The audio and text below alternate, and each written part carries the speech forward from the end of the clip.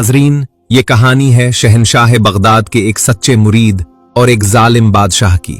आखिर क्यों उस बादशाह ने शहनशाह बगदाद के मुरीद को 100 कोबरा सांपों के किले में फेंक दिया? मेरे बच्चे, अल्लाह के शेर कभी किसी से नहीं डरते। जाओ, तुम्हारा अल्लाह निगहबान है। फेंक दो इसको। बड़ा आया शहनशाह बगदाद का मुरीद। या अल्लाह, मेरी लाज भले न रख, पर अपने महबूब के दीन की और मेरे मुर्शिद की जुबान की लाज रखना। फिर उन जहरीले कोबरा सांपों ने उसके साथ क्या कर दिया, आइए देखते हैं ये सब आज की इस वीडियो में। ये उस दौर की बात है जब एक दूर दराज सल्तनत पर जाबिर बख्त नामी बादशाह की हुकूमत थी। उसका किला काले पत्थरों से बना हुआ था, जो देखने में ही एक देव हैकर आसेब लगता था। जाबिर बख्त सिर्फ एक बादशाह नहीं था, बल्कि ताकत और तकब्बुर ने उसका दिमाग इतना खराब कर दिया था कि वो खुद को नऊजुबिल्लाह खुदा कहलवाने लगा था। उसकी सल्तनत का कानून बहुत खौफनाक और सीधा था।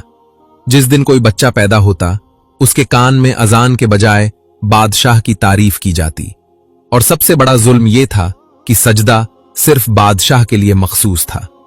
रोजाना सुबह जब सूरज की पहली किरण निकलती, किले के बड़े नक्कारे बज उठते। ये इस बात का इशारा होता था कि सुजूद का वक्त हो गया है। बस्ती के तमाम मर्दों, औरतों और बूढ़ों को शाही मैदान में जमा होना पड़ता।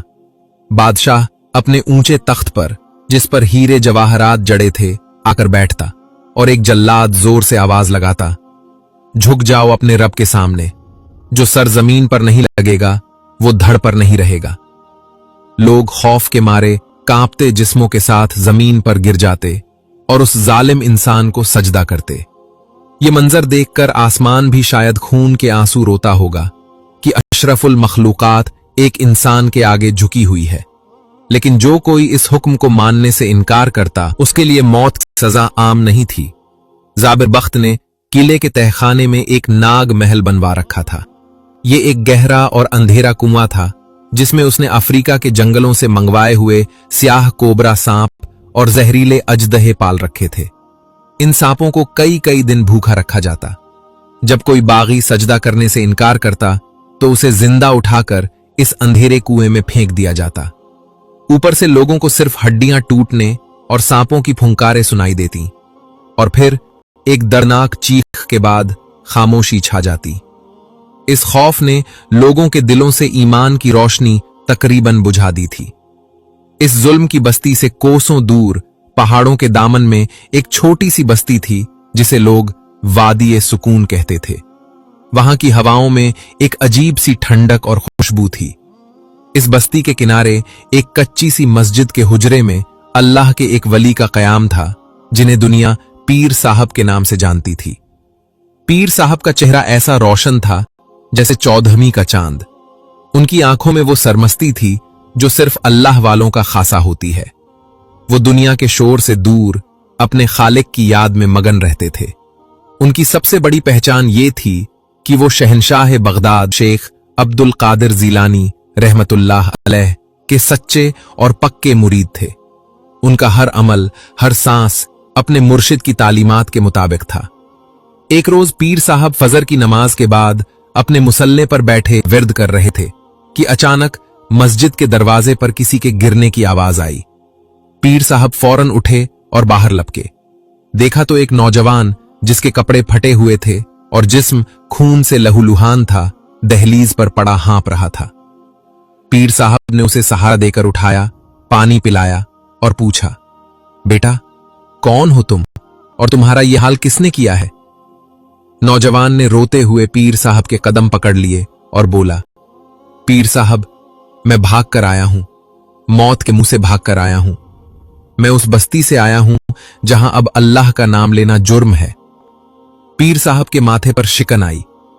कैसी बातें करते हो? अल्लाह की जमीन पर उसका नाम लेने से कौन रोक सकता है? नौजवान ने सिसकते हुए कहा, वहां का बादशाह जाबिर बख्त खुद को खुदा कहलवाता है। वो लोगों से जबरदस्ती सजदा करवाता है। मेरे बूढ़े बाप ने कल सजदा करने से इनकार कर दिया था, क्योंकि वो कहते थे कि पेशानी सिर्फ अल्लाह के लिए है। पीर साहब, उस जालिम ने मेरे बाप को सबके सामने सांपों के किले में फेंकवा दिया। मैंने अपनी आंखों से सांपों को अपने बाप के जिस्म से लिपटे देखा है। वो मुझे भी मारना चाहते थे। मैं वहां से जान बचाकर भागा हूं।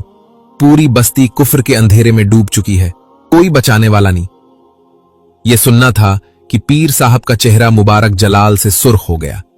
उनके हाथ में मौजूद तस्बीह के दाने तेजी से घूमने लगे।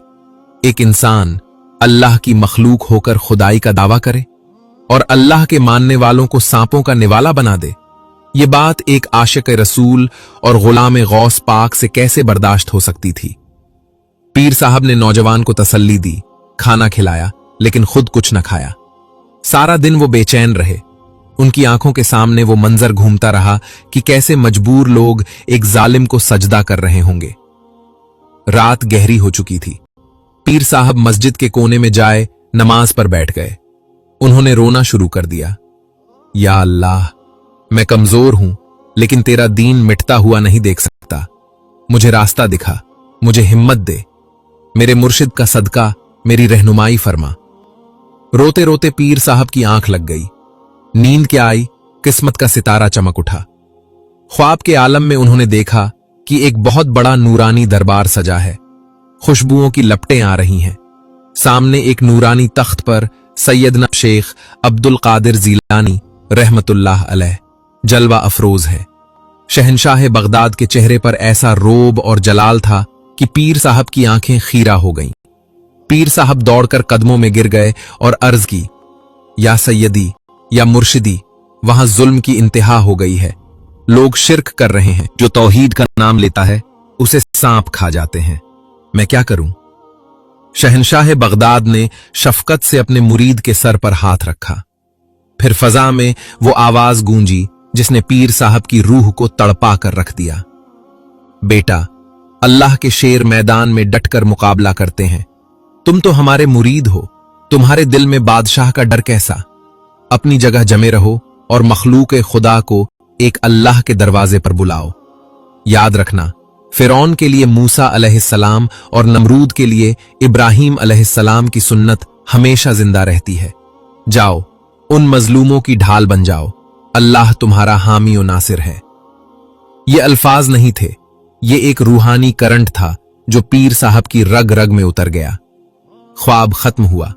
पीर साहब की आंख खुली तो तहज्जुद का वक्त था, लेकिन अब उनकी आंखों में आंसू नहीं थे, बल्कि शेरों जैसी चमक थी।